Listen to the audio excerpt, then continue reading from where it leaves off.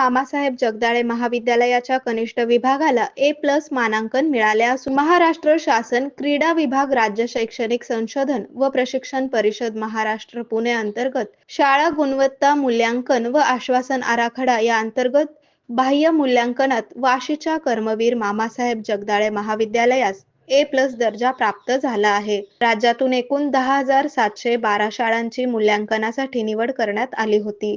त्यापैकी महाराष्ट्रातील एकूण 429 शाळांना A+ श्रेणी प्राप्त झाली आहे.